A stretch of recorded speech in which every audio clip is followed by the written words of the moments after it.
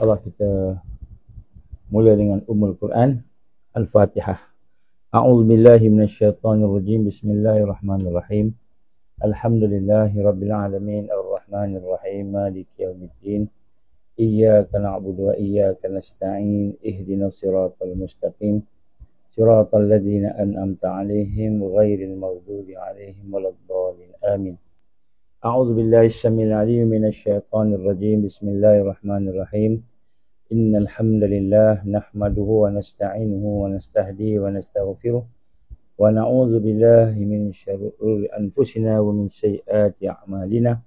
May yahdihillahu fala mudilla lahu wa man yudlil fala hadiya lahu. Asyhadu an la ilaha illallah wahdahu la syarika lahu wa asyhadu anna Muhammadan 'abduhu wa rasuluh. Qala rabbi shrah li sadri wa yassir li amri wahlul 'uqdatam min lisani yafqahu qawli. Rabbi zidni ilman amma ba'. Assalamualaikum warahmatullahi wabarakatuh. Alhamdulillah. Pertama-tama kita bersyukur kepada Allah Subhanahu Wa Taala dengan keizinan Allah kita diberikan kesempatan pada malam ini untuk bertemu insya-Allah dalam suasana-suasana beriman, suasana beramal. Alhamdulillah kita bersyukur diberikan oleh Allah Subhanahu Wa Taala kekuatan untuk kita bersama-sama di dalam satu program, satu suasana. Kita ingin menghidupkan suasana ingat memperingati antara satu sama lain. Jadi pada malam ini sebenarnya memanglah saya sendiri pun Allah izin dan agak ketat jadualnya, saya minta maaf. Kita cuba nak buat beberapa penyampaian, perkongsian, tetapi Allah tak izin, kesibukan dan travelling sibuk dan banyak ke sana ke sini lah. Ada tugasan-tugasan amanah yang terpaksa dijalankan.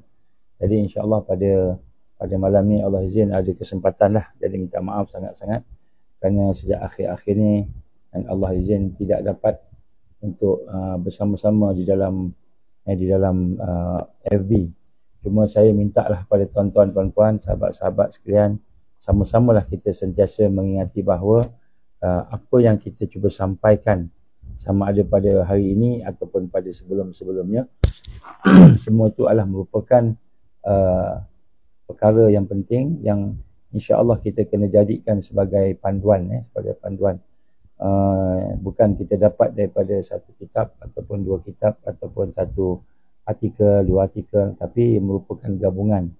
Jadi kita cuba gabungkanlah perkara-perkara yang ada di dalam kita kata kitab-kitab ataupun karangan-karangan para ulama yang muktabar, dan kemudian insya-Allah pada masa yang sama kita cuba menghubungkan pula dengan perkara-perkara yang berlaku dengan realiti yang ada, supaya kita bertambah-tambah dari sudut pengetahuan kita dan juga dari sudut kekuatan-kekuatan yang kita nak bina insya-Allah.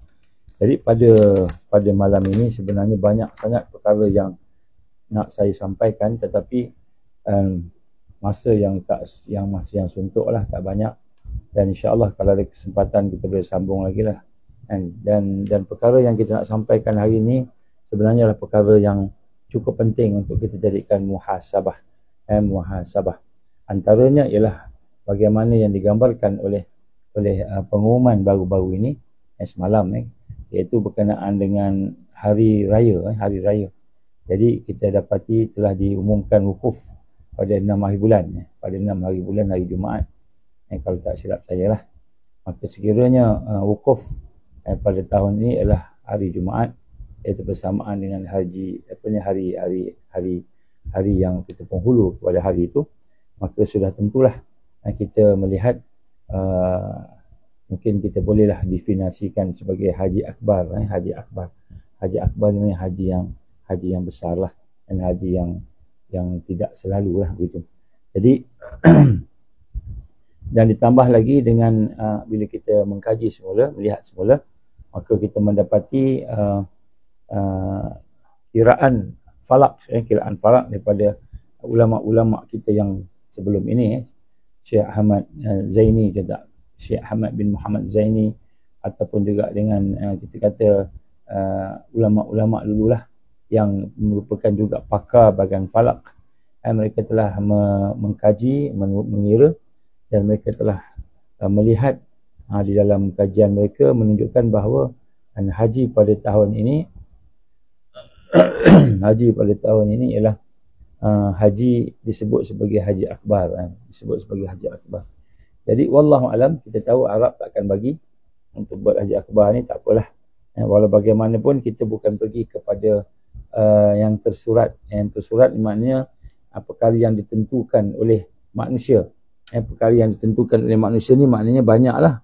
Ada yang dia boleh jadikan haji itu hari Khamis, dia boleh jadikan haji itu hari Jumaat, ataupun dia boleh jadikan haji itu hari yang lain lah. Kan maknanya itu berdasarkan keberkiraan masing-masing. Tetapi apa yang sebenarnya untuk kita merasakan satu yang penting, iaitu kita bagaimana kita hari ini telah pun sampai kepada tahun-tahun di mana 100 tahun itu telah berlalu. Jadi inilah perkara yang paling penting. Maknanya haji pada tahun ini kalau dari sudut tahun Masihinya, kiraan Masihinya, dia telah pun melebihi setahun daripada 2024, kita kata 1924, 100 tahun. Ataupun kita telah pun melepasi tahun-tahun hijrah.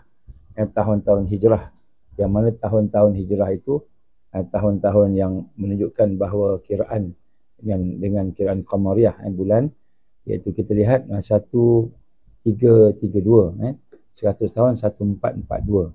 1442 ni tahun 2022. Jadi kita lihat dari sudut tahun Hijriah pun dah melepasi 100 tahun. Bagaimana yang digambarkan oleh hadis Rasulullah sallallahu alaihi wasallam, iaitu innallaha yab'atsu li hadhihi al-ummah ala ra'si kulli mi'atas sanah man yujaddidu laha dinaha. Sesungguhnya Allah akan membangkitkan daripada umat ini setiap 100 tahun mereka yang akan mentajdidkan agamanya. Jadi nak sebut kat sini, setiap 100 tahun akan berlakulah tajdid, dan sebenarnya telah pun berlaku. Tajdid yang dimaksudkan itu sebenarnya telah pun berlaku. Dia bukanlah maksud tajdid itu dia akan maknanya Islam akan menang serta-merta ke begitulah. Tetapi maknanya nak sebut sini akan berlaku perubahan. Dan kita telah pun melihat perubahan-perubahan yang banyak.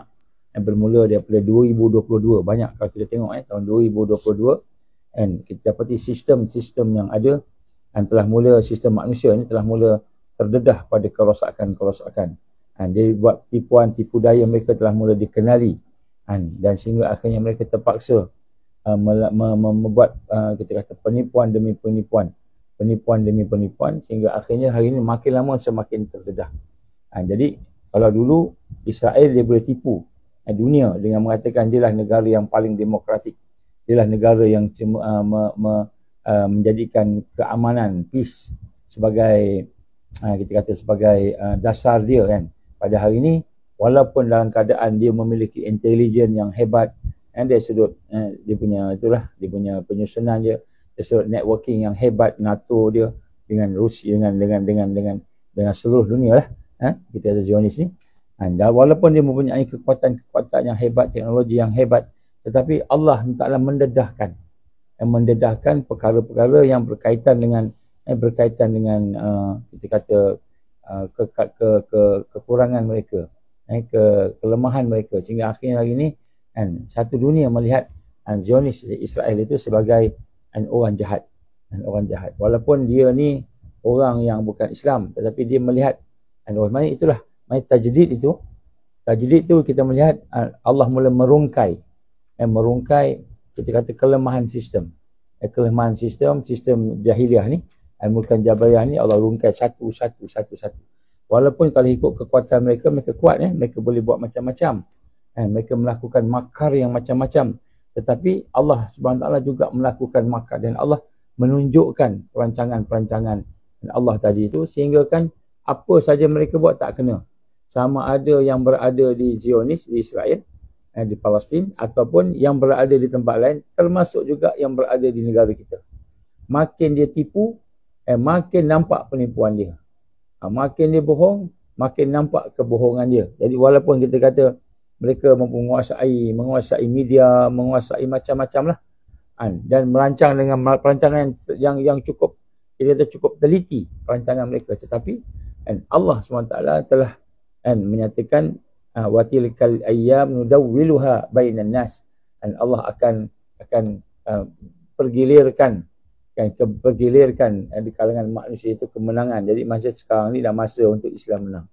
Jadi nak ke tak nak, mereka terpaksa menerima hakikat bahawa walaupun perancangan mereka hebat, tapi perancangan Allah maha hebat. Sebab tu Allah gambarkan pada tahun 1446 ni, tahun inilah, 1446 Hijrah, dan surah Ibrahim ayat 46. Jadi Allah izin surah Ibrahim ni satu surah yang banyak menceritakan dengan realiti yang tersurat dan tersirat. Dan Allah izin juga yang di Pertuan Agong kita nama Ibrahim juga. Sultan Ibrahim, Sultan Iskandar. Jadi maknanya ada something dengan Ibrahim. Ada pula kawan saya pun nama Ustaz Ibrahim. Jadi orang Ibrahim ni special lah. Jadi Allah gambarkan dalam surah Ibrahim ayat 14-46. A'udzubillahi minasyaitanirrajim. Wa qad makaru makrahum wa indallahi makruhum wa in kana makruhum litazulal minhul jibal. Jadi Allah gambarkan wa qad makaru, dan sungguh-sungguh mereka itu menjalankan perancangan mereka. Perancangan jahat lah, kan, makar. Wa makrahum indallah, tetapi di sisi Allah itu juga ada perancangan jahat untuk mereka. Jadi maknanya mereka nak buat benda macam-macam, tak jadi je. Kenapa Allah lawan? Kan, Israel, dia nak bunuh orang-orang Gaza hampir habis dengan cara yang tersembunyi. Bermula dengan 7 Oktober tahun 2023. Kan, 2023 ke 2024? 2023 7 Oktober 2023. Mereka telah merancang untuk menyerang Islam, menyerang Gaza dengan menghancurkan sehancur-hancurnya. Digambarkan pada masa itu mereka ada hari raya perayaan Sukkot dan sebagainya lah. Jadi dalam perayaan itu mereka telah menunjukkan bahawa mereka nak menguasai Masjid Aqsa dengan hebat, dengan tariannya, dengan jogetnya, dengan konsertnya, dengan kita kata buat macam-macam lah pada masa itu. Dan mereka merancang pula selepas daripada Sukkot, mereka mahu menyerang Gaza secara besar-besaran.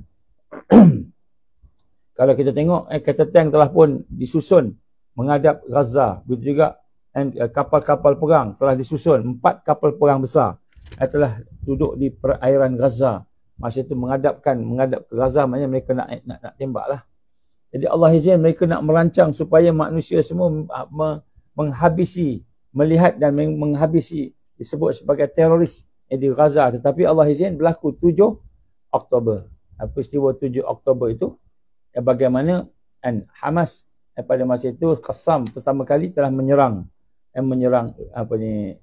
tempat-tempat yang ada di luar daripada Gaza, sehingga akhirnya kan dengan sebab itu berlakulah peperangan. Kita tengok sedikit demi sedikit dia tipu, dia kata Hamas perkosa orang, Hamas sembelih anak baby, Hamas buat macam-macam jahat lah.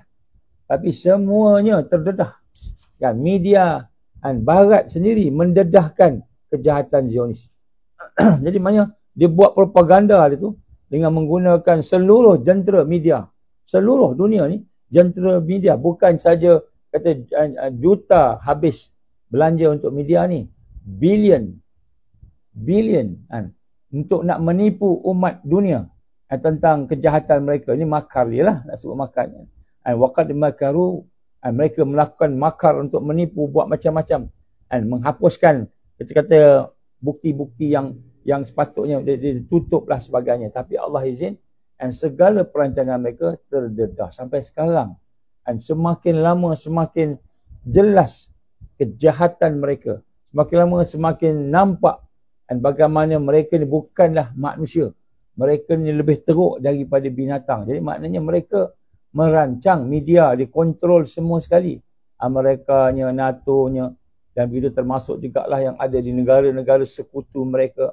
Kan, dia menunjukkan bahawa seolah-olahnya Brigade Al-Qassam lah merupakan pengganas. Dia menunjukkan bagai-bagai kejahatan umat Islam.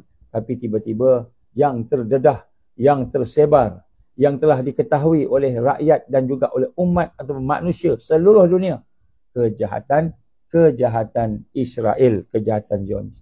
Ini semua yang Allah gambarkan wa indallahi makruhum. Makruhum iaitu di sisi Allah adalah merupakan perancangan jahat untuk mereka. Wa in kana makruhum litazula minhul jibal.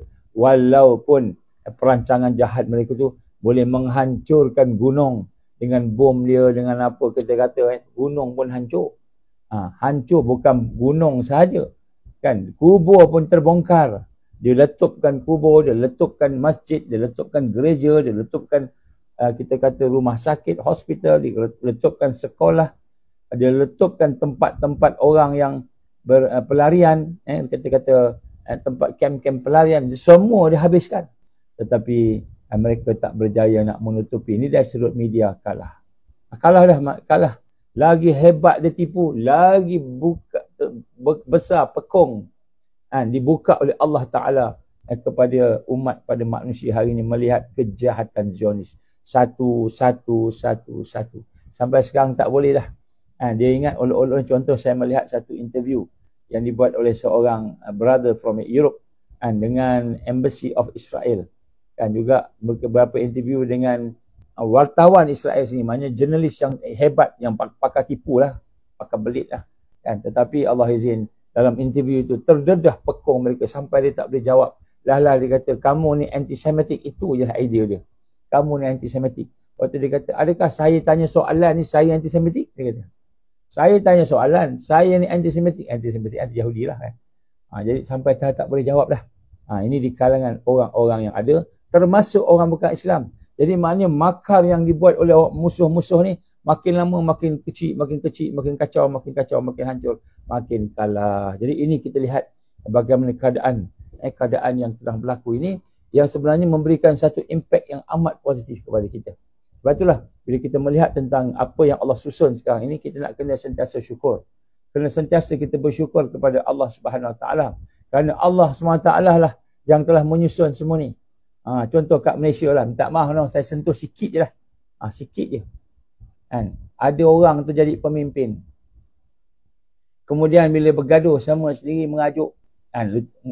Minta pecat jawatan, lucuk jawatan. Tak mau dah jadi menteri. Turun. Merajuk, tak mau. Jadi, kenapa? Sebab orang tak pilih dia. Bila orang tak pilih dia, dia pun merajuk.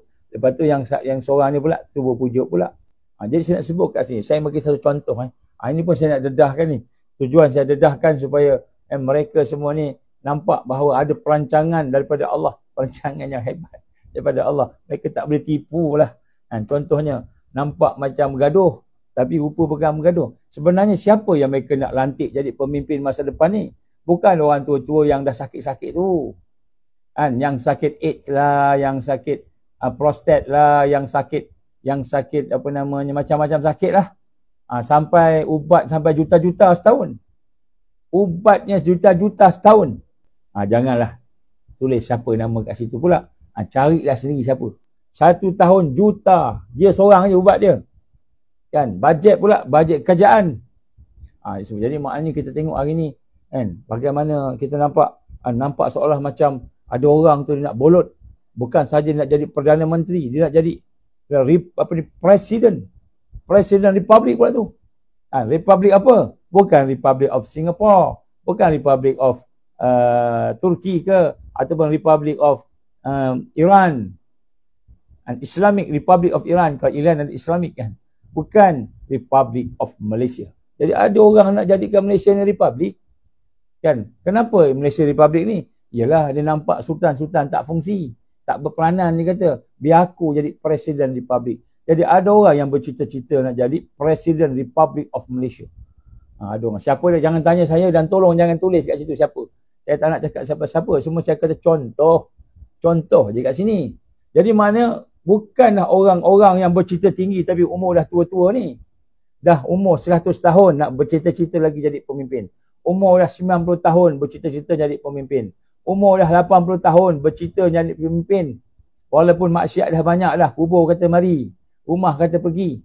Tapi sebenarnya yang sedang mereka susun makar yang sedang mereka buat ialah makar yang disebut dalam ayat dalam surah Ibrahim ayat 46 tadi, ialah makar untuk nak menjadikan apa? Menjadikan pemimpin muda, dipanggil the young leader selected by whom? Selected by the king of the king yang ada kat dunia sekarang ini, itu Raja Al-Masih Dajjal. Jadi sebenarnya yang dia nak jadikan orang-orang yang muda-muda ni lah yang nak jadikan sebagai, kita kata, pemimpin. Nampak macam nak lucut jawatan, nak pecat jawatan, nak resign lah. Tapi hatinya sebenarnya bergebu-gebu. Gebu-gebu betul perkataan ni. Berbunga-bunga nak jadi pemimpin. Jadi sebab itulah hari ni kan, pandainya Dajjal ni, maka dia create orang yang ideologi politik ni macam ni. Kemudian orang yang ideologi politik ni macam gitu pula. Dia nampak macam berlawan. Maka orang pun kalau orang yang sokong si A tu yang menang tu, si N yang menang tu, maka si N tu itulah sokongan dia. Kemudian ada orang sokong pula si R pula, si R tu itulah sokongan dia. Jadi si R dengan si N nampak macam bergaduh. Rupa-rupanya mereka semua the young leaders selected by international, global. Kita tak nampak tu. Yang dah jadi DJ tu pun, kita ingat, wah dah habislah career. Kami ingat kami kempen dulu kan, jatuh. Jatuh. Kita jangan sebut nama. Jatuh kan, jatuh sungguh kan, dalam pertandingan di Sungai Buloh, jatuh sungguh, tak boleh menang jadi YB. Masa tu dia menteri, alhamdulillah ada yang sujud syukur kan, walaupun yang kita sokong tak menang, tak apalah, tapi dia jatuh kan. Jadi rupa-rupanya orang yang leaders ni lah yang rupanya telah disusun. Jadi yang dinamakan N ke, yang dinamakan R ke, yang dinamakan siapa-siapa, KJ ke, DJ ke, semua tu dia akan dikumpulkan, dihimpunkan. Hana ke, semua dihimpunkan. Dan akhirnya mereka yang akan diselect menjadi pemimpin Republik Malaysia. Sebab tu dia akan lantik balik jadi menteri. Dia akan lantik jadi menteri balik. Walaupun dah jadi DJ. Jadi DJ je, tapi akan jadi menteri. Dulu sebelum DJ jadi pelakon. Pelakon je. Jadi nak sebut kat sini kan, mereka merancang dengan perancangan yang licik. Nampak macam, oh ini kita kena tolong ni, kesian kat dia ni. Dia kena anyaya dengan ketua dia sendiri. Kan, dengan presiden dia sendiri, kena anyaya ni. Besok ni kan jadi rupa-rupanya semua tu pakat-pakat disusun belaka. Seperti bidak-bidak catur yang disusun. Jadi sebab tu nak tengok sini, kita jangan tengok dengan pandangan mata kasar. Kita kena tengok dengan pandangan iman. Pandangan hati basirah, tengok, kena minta ke Allah tunjuk, barulah dapat. Jadi rupa-rupanya yang nampak muda-muda ni, yang satu ambil aliran ni, yang satu ambil aliran ni Islam sikit, yang satu ambil aliran sosial sikit dari DJ. Dia rupa-rupanya mereka akan disatukan. Tengoklah nanti. Kok lah DJ dia akan jadi menteri semula. DJ akan jadi menteri semula. Wallahualam. Dengar-dengar macam tu, kita tak tahulah kan. Jadi sebab itulah nak sebut kat sini. Bagaimana apa pun yang mereka sedang buat, apa pun yang mereka rancang, maka semua tu didedahkan oleh Allah Subhanahu Wa Taala. Wa qad makaru, maka mereka sungguh-sungguh buat perancangan jahat. Wa makarahum indallah, wa makarahum indallahi makruhum, wa indallahi makruhum, dan di sisi Allah itu ada perancangan jahat. Jadi tengok sini. Ini contoh kan, ada orang dia tak sanggup untuk jatuh, dia pegang jawatan yang paling tinggi di negara kita. Tiba-tiba ada orang pula buat report polis kat dia. Lepas tu orang tu dia buat pergi mahkamah. Mahkamah, saya nak dakwa ni. Orang ni pemimpin ni. Nak mendakwa pemimpin ni. Tiba-tiba dia pula yang mendakwa tu pula kena tangkap. Kenapa? Ada pula dadah. Ada pula pistol mainan pula tu. Pistol mainan. Jadi jumpa pula didakwa sebagainya. Dikatakan ada banyak error, tak cukup lengkap, maka dia bebaskan. Bebaslah dia. Dia bebas dia, mungkin dalam bulan depan dia mendakwa pula. Nak mendakwa pula orang yang dikatakan telah menganiaya dia pada tahun-tahun semasa dia bekerja dengannya. Dan akhirnya pada hari ini yang didapati kemungkinan besar pendakwaan tu lekat. Malulah. Dia dah pegang jawatan tinggi. Tetapi dituduh pula dengan tuduhan yang sonsang. Jadi sebab itu nak sebut kat sini kan, dia pun buat macam-macam. Yang terakhir saya nak sebut kat sini sikit lah. Yang terakhir kan, saya tengok, saya minta maaf tu, saya kena cakap ni. Sebab kalau saya tak cakap, nanti orang tak nampak dan tak tahu. Kita nak bagi orang tahu kan. Maka di sinilah kita lihat, tiba-tiba ada satu berita dalam dalam internet ni lah, dalam TV tak ada kan, iaitu Perdana Menteri kita minta supaya dia diberikan kekebalan, immunity, diberikan kekebalan.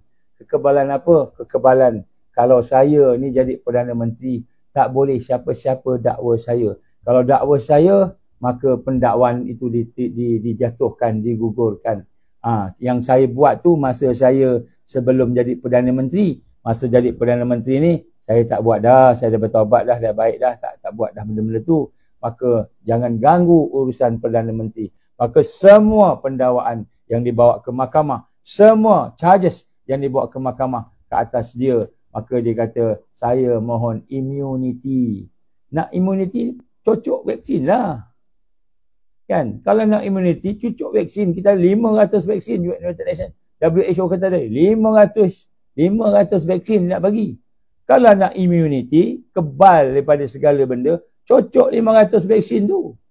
Baru betul. Ini pula, dia minta supaya negara Malaysia ini bukan ikut parlimen. Dia ikut apa? Dia ikut apa ni, judge. Dia ikut mahkamah. Dia minta supaya apa? Supaya orang-orang yang ada di Malaysia ni tidak boleh bawa dia ke mahkamah untuk didakwa.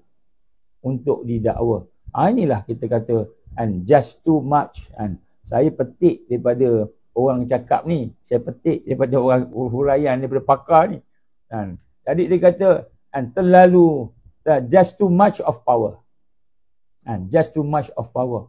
Agung pun kalau didakwa, dia boleh dibawa ke mahkamah khas.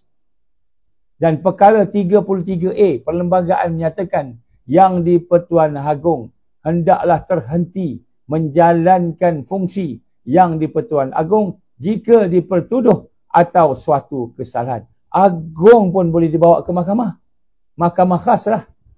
Perkara 33A, jika yang di-Pertuan Agong dipertuduh atas suatu kesalahan di bawah mana-mana undang-undang di dalam mahkamah khas yang ditubuhkan di bawah bahagian 15, dia hendaklah, perkara 15, dia hendaklah terhenti menjalankan fungsi yang di-Pertuan Agong.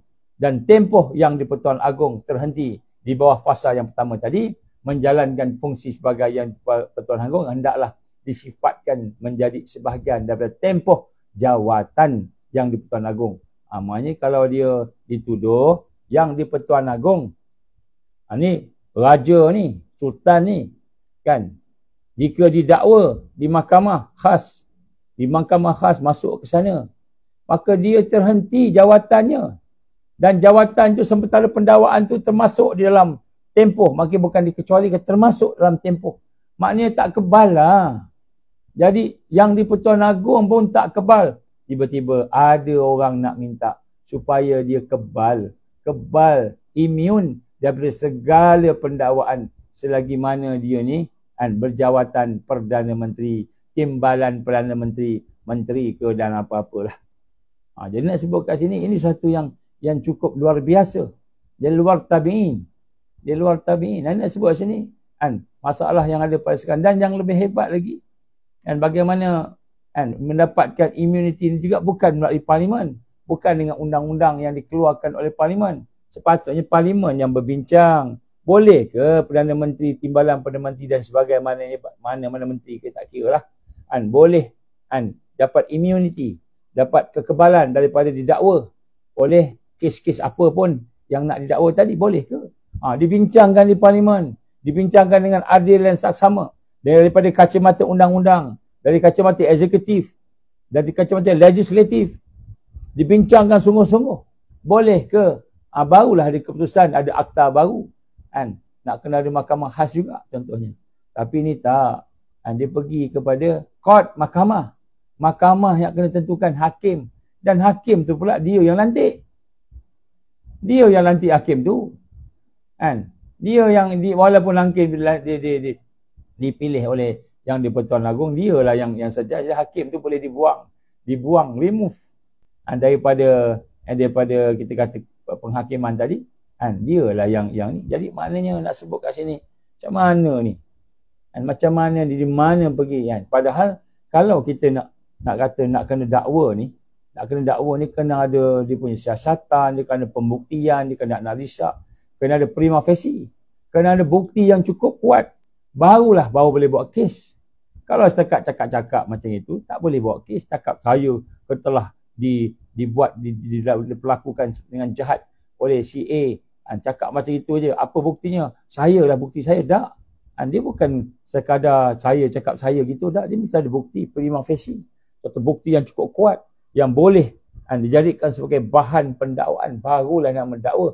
Dakwa pula tak semestinya salah. Tak semestinya kena. Yang pendakwaan tadi. Mungkin ada benda teknikal yang lepas. Ada mungkin kita kata benda-benda yang tidak sampai kepada melepasi keraguan pada hakim. Ragu sikit pun dah boleh lepas.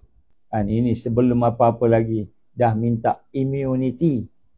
Minta immunity. Saya minta maaf no. Saya bukan kata saya tak suka kepada Perdana Menteri kita. Tetapi kalau inilah yang ada pada beliau, itu beliau telah meminta supaya hakim menjatuhkan satu hukum bahawa dia tidak boleh didakwa. Tidak boleh didakwa. Oleh siapa-siapa pun. Dan tidak boleh dijatuhkan hukum selagi mana dia menjadi Perdana Menteri. Maka di sinilah kita lihat satu perkara yang sangat zalim dan melampau. Seolah-olahnya dia Tuhan. Dia tak buat salah. Seolah-olah dia tak buat salah. Ini bukanlah kita nak kata dia salah. Dia tak salah lagi. Tapi kenapa perlu ada perkara-perkara yang macam ini? Sedangkan saya sebut tadi, perkara 33A yang tertakluk kepada Duli Yang Maha Mulia, Seri Paduka Baginda yang di-Pertuan Agong pun boleh untuk dibawa ke mahkamah khas. Mahkamah khas bukan mahkamah biasa. Mahkamah khas. Tapi maknanya dia ni langsung tak mau dah. Tak mau. Jadi dia lebih kuat, lebih terror, lebih hebat daripada yang di-Pertuan Agong. Sebab itulah saya bimbang. Takut-takut ada cita-cita jadi presiden.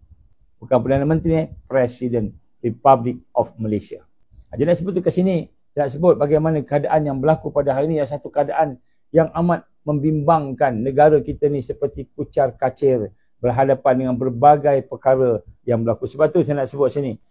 Allah gambarkan dalam ayat 1446 ni, waqad makaru makruhum wa 'indallahi makruhum. Wa in kana makruhum litazu laminhul jibal. Jadi Allah bagi amaran lah. Kamu boleh buat perancangan apa pun. Kamu buatlah. Nak zalim orang, nak anyaya orang, nak buat apa pun buatlah.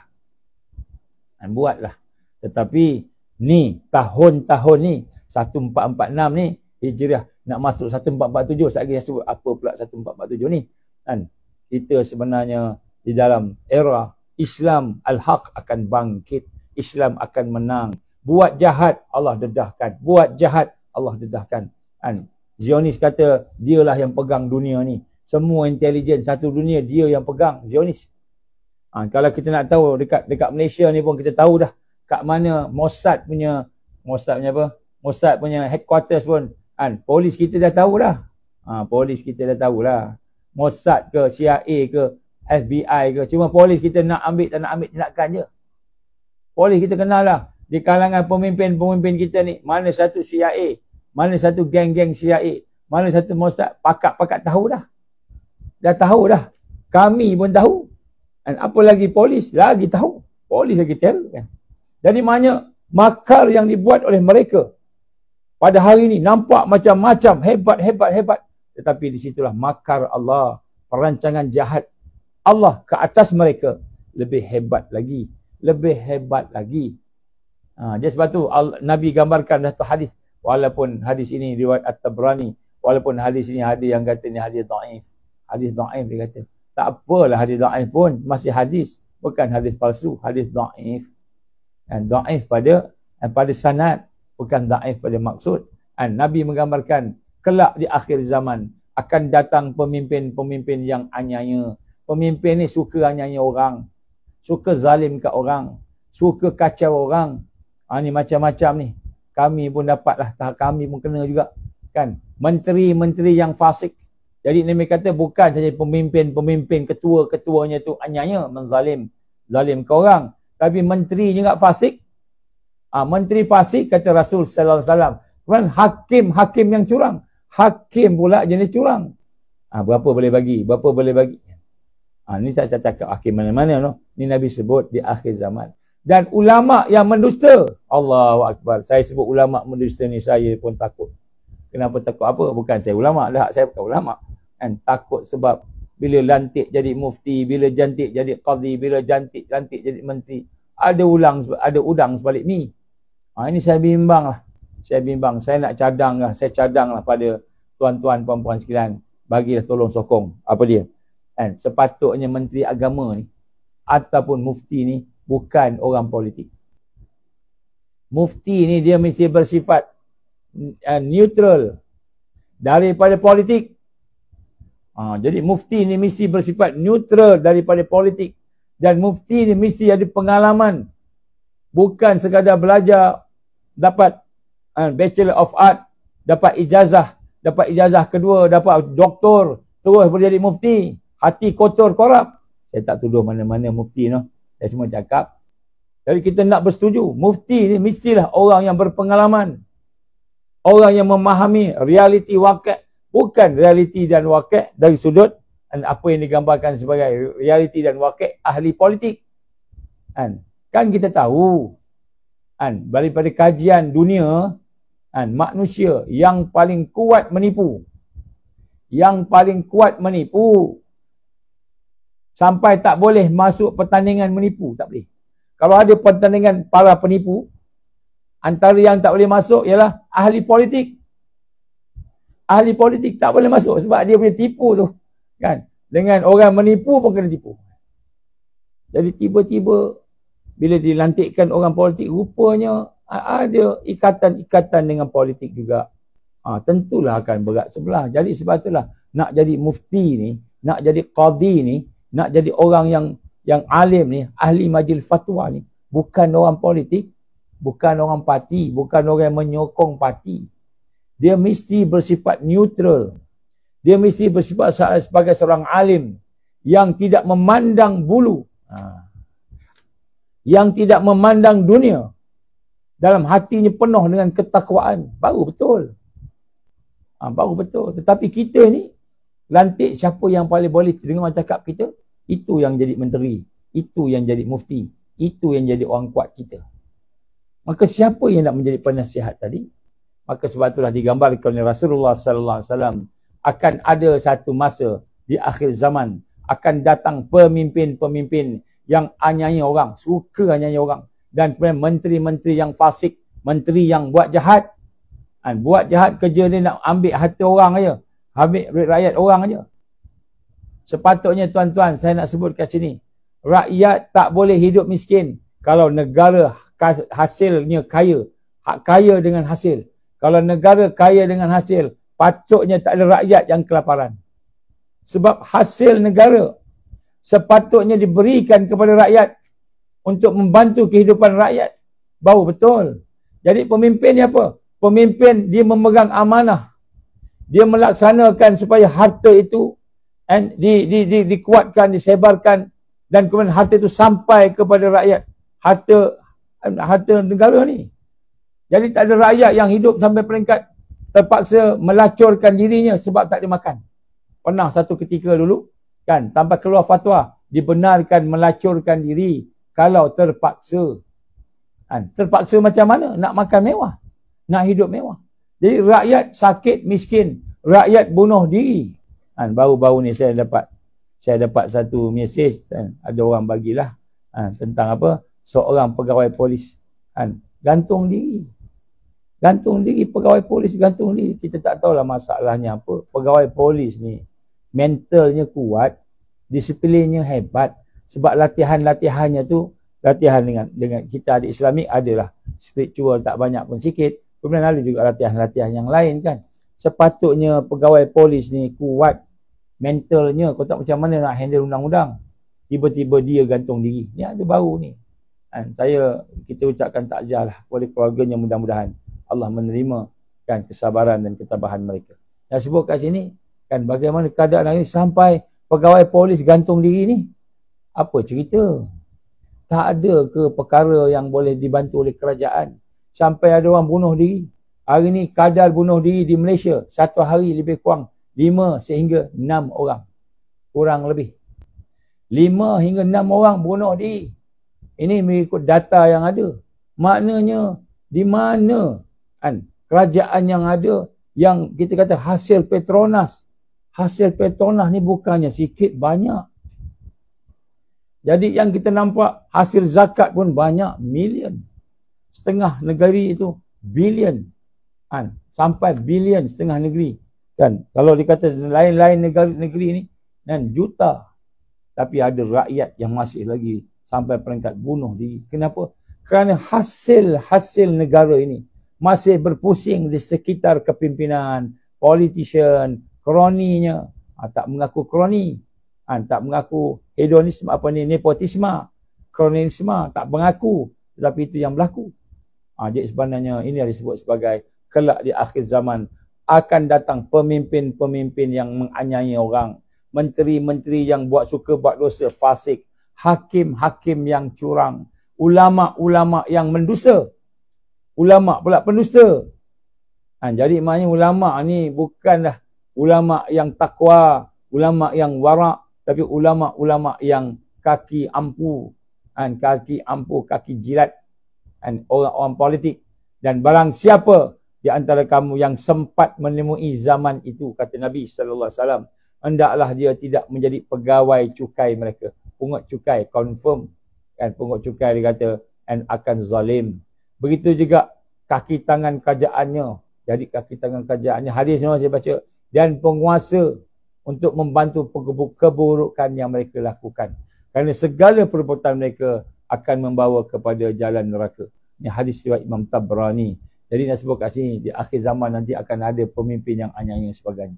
Jadi bagi kita, saya tak suruhlah kaki tangan kerajaan berhenti, jangan. InsyaAllah nanti kerajaan tukarlah. Kerajaan tukar nanti. Kerajaan tukar lebih baik, tak tahulah macam mana. Pemimpin pun kita nak pemimpin, kerajaan tak tukar pun tak apa. Tapi pemimpin baik. Daripada hadis yang lain pula, Nabi gambarkan dalam hadis riwayat dengan Sa'id bin Abu Arubah dan daripada Qatadah dan sebagainya daripada Abu Hurairah radhiyallahu anhu. Dia berkata Nabi sallallahu alaihi wasallam bersabda, akan datang pada akhir zaman para pemimpin yang zalim, menteri yang fasik, hakim yang melakukan pengkhianatan, fuqaha yang berbohong. Siapa yang sempat pada zaman itu, jangan kamu jadi pengutip cukai. Jangan kamu bantu mereka menyelia dan menguasai rakyat dengan mereka. Ini hadis-hadis ni banyak yang ada. Jadi sebab tu nak sebut kat sini bagaimana makar. Tetapi makar ini terdedah, orang dedahkan makar ini kepada yang lain, maka kita melihat ini sedang berlaku. Maka sebab itulah kita lihat pada hari ini apabila kita mendengar tentang bagaimana Allah SWT telah menyatakan kepada kita bahawa 1446 ni macam-macam kejahatan, macam-macam perbuatan-perbuatan sonsang yang dibuat oleh pemimpin, oleh mereka yang menguasai mulkan jabarian dunia ni dan sebagainya. Jadi kalau kita nak dedahkan satu-satu terlalu banyaklah. Tapi nak sebut sini sekarang ni bila kita mendengar kan katanya hari Jumaat, hari wukuf, kita pun tak pastilah betul ke wukuf hari Jumaat. Hari Khamis tengoklah nanti. Maka sekiranya Allah izin haji itulah haji akbar. Bagaimana yang digambarkan oleh ulama-ulama sebelumnya pada tahun ini. Hajinya itu haji akbar. Maka sekiranya berlaku tanda-tanda yang besar itu, maka akan membawa kepada kebangkitan di Muharram. Jadi selepas Zulhijjah ni Muharram. Jadi Muharram ni kan kita tengoklah nanti haji tahun ni kok ada gaduh-gaduh. Ni pun dah macam-macam lah ni. Kan hari ni nak masuk masjid pun semua dah kena cek. Kan nak masuk masjid kena cek. Bayangkan nak masuk masjid. Dulu nak masuk disko je kena cek. Masuk disko kena cek tengok ID cukup tak cukup kan. Betul tak betul kau ni Muslim ke tak Muslim ke kan. Kita dengar lah, kita tak pernah pergi, kita tak tahu. Tapi nak sebut sini sekarang ni nak masuk masjid kena cek. Cek apa? Cek ID. Betul ke kamu ni ada permit nak masuk masjid? Nak masuk masjid kena ada permit. Nak masuk masjid kena ada permit. Permit apa ni? Permit nak buat haji. permit nak buat haji. Jadi nak sebut kat sini, nak naik haji pun kena dengan izin. Izin mereka. Nak masuk masjid pun kena dengan izin mereka. Bayangkan, ini semua hak Allah. Hak Allah. Allah wajibkan haji bagi siapa yang mampu. Siapa yang mampu, Allah wajibkan haji. Tetapi tiba-tiba apa yang berlaku, mereka mengharamkan haji. Bukan mengharamkan haji sebab tak cukup duit ke, tak sakit, tak cukup kesihatan ke. Tapi mengharamkan haji sebab-sebab yang digambarkan sebagai sebab-sebab siasah. Jadi nak sebut kat sini, bagaimana keadaan yang berlaku pada hari ini. Dia punya makar dia. Waqad makaru makarahum. Makar dia sampai peringkat maksima. Nak pergi haji pun dia yang tentukan. Bukan syarak tentukan. Bukan lagi Quran tentukan. Bukan lagi sunnah tentukan. Bukan lagi yang Allah Subhanahu Wa Taala tentukan. Tapi ditentukan oleh undang-undang yang mereka buat. Yang tidak berasaskan Quran dan sunnah pun. Nampak? Maknanya makruh ni makar dah tinggi dah. Memuncak dah. Ini dekat masjid. Ini dekat dekat nak naik haji. Jadi sampai bila besok? Besok sampai satu masa nanti, bila dah sampai mula kemuncak yang betul-betul kemuncak itu, nak semayang pun tak boleh. Nak semayang pun kena ada apa? Kena ada perakuan, ada sijil, sertifikat. Sekarang ni baru imam ada sertifikat. Jadi imam kena ada sertifikat, kena ada tauliah. Kalau tak ada tauliah, tak boleh jadi imam. Walaupun dia orang bertakwa. Walaupun dia orang warak. Dia tak ada sertifikat. Kenapa tak dapat sertifikat, Ustaz? Saya ni duk sokong pembangkang lah, saya tak dapat. Sebab sokong pembangkang. Nak sebut kat sini. Jadi maknanya, sampai satu waktu, nak solat pun akan ada permit. Tak boleh. Sampai satu waktu, nak beriman pada Allah pun akan dilarang. Kenapa? Sebab iman macam ini sesat. Iman macam mana ni? Ahlus Sunnah wal Jamaah. Walaupun dikata Maturidiyah, Sya'ariyah, ataupun kita kata Ahlus Sunnah wal Jamaah, tetapi oleh kerana kamu tak sokong pandangan kami bahawa agama ni sama. Agama ni sama je, tak ada beza-beza. Maka kamu ni tak boleh semayang kat masjid ni. Kamu ni tak boleh sebab kamu akidah kamu rosak. Nak berakidah yang murni pun kena ada permit besok.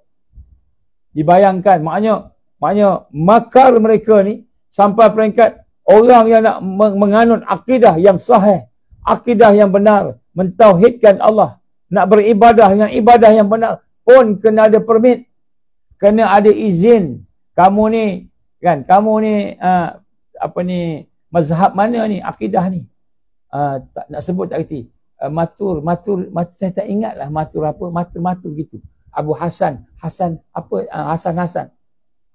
Tak ingat nak sebut. Kamu ni tak ingat. Kamu ni Wahabiyah ke? Kamu ni Khawarij ke? Dia kata, tak boleh. Akidah sesat. Ni ustaz ni sesat akidah dia. Bukan sesat benar-benar sesat. Tetapi mereka mendefinisikan sesat itu mengikut pengertian mereka. Ini disebut makar. Makar sampai peringkat macam tu. Nak beriman ni kena ada pengiktirafan. Sebab itu tahun lepas bila berlaku orang pergi haji melalui tabung haji. Orang pergi haji dengan sendiri-sendiri melalui tabung haji. Maka dia kata siapa yang pergi haji dengan tabung haji dapat sijil pergi haji. Maka siapa yang dapat sijil barulah boleh dipanggil haji. Kurang lebih macam itulah. Minta maaf saya tahun lepas pergi haji dah. Dia kata oleh kerana tak ikut hak ni maka tak dapat sijil. Tak dapat sijil. Tak apalah, kita bukan pergi haji nak ambil sijil. Tapi nak sebut kat sini waqad makaru makaruhum, tu mereka sungguh-sungguh melaksanakan perancangan jahat. Mereka buat macam-macam. Sampai nak masuk masjid pun kena ada pengiktirafan, kena ada sijil. Nak beriman pun besok kena ada sijil. Nak pergi haji dah kena ada sijil lah. Jadi sebab tu nak sebut kat sini, maka kita sedang menuju kepada kita kata satu kebalikan. Allah nak balikkan semua tu. Sebab tu Allah gambarkan. Tengok apa? 1447. 1447 hijrah ni bila? Muharram lah. Muharram ni bila? Lepas haji Zulhijjah. Lepas haji, kita Zulkaidah, Zulhijjah. Lepas Zulhijjah, Muharram lah. 1447. Tengok sini apa Allah gambarkan. Surah Ibrahim ayat 47. 14:47. Fala tahsabannallah mukhlifa wa'dihi rusulah. Innallaha azizun dzuntiqam. Jadi fala tahsabannallah, janganlah kamu sangka Allah SWT ni kan mungkir janji, mukhlifah, berbolak-balik, khilaf wa'dihi, dengan janjinya kepada Rasul. Jangan kamu sangka Allah memungkiri janjinya kepada Rasul-Rasulnya. Jadi maknanya apa? Jadi kita ni akan sampai peringkat perancangan jahat, sampai peringkat nak masuk masjid pun kena ada sijil. Dah berlaku dah tempat kita ni. Dulu kan nak masuk masjid kena ada My Sejahtera. Tak cocok 1 dos, tak cocok 2 dos, tak boleh masuk masjid. Kalau nak semayang kat luar masjid. Luar pun tak boleh, kat perkerangan masjid, kat jalan raya sana tu. Pergi. Malaysia pun dah jadi dah dulu. Kita follow aja. I follow. Itulah. Kita punya trademark kita. I follow, ikut aja. Jadi Allah gambarkan sampai peringkat nak masuk masjid pun kena ada izin. Kena ada permit. Kena ada permit. Besok nak berakidah, nak yakin dengan Allah pun kena ada permit. Kamu ni tak ikut kita, tak ikut kita, maka kamu ni akidah kamu sesat. Maka Allah gambarkan 1447. Berapa lama lagi? Tak lama dah. Kita dah akhir Zulkaidah ni nak masuk Zulhijjah. Dah masuk Zulhijjah kan. Lepas tu nak masuk Zulhijjah ni bulan haji ni. Lepas Zulhijjah, habis Zulhijjah, habis bulan haji, kita akan masuk Muharram. Betul? Betul kan? Maka Allah kata apa? 1447. Fala tahsabannallah mukhlifa wa'dihi rusulah. Rusulah. Jangan kamu sangka bahawa Allah ni mungkir janji. Maknanya apa? Itu yang tersurat. Apa kaitan janji dengan 1447 ni? Maknanya Allah janji Islam akan bangkit. Allah janji Islam akan menang. Allah janji Islam akan tersebar seluruh dunia. Sebab apa? Kemungkaran mereka ni dah maksima dah. Dah maksima. Kalau di Palestin tu, kemungkaran mereka dibuat apa saja pun. Apa saja pun dibuat. Sampai peringkat dia apa namanya membunuh kanak-kanak hari ni. Sekat makanan hari ni. Apa sahaja dibuat. Tak ada orang boleh cakap apa-apa. Bismillah.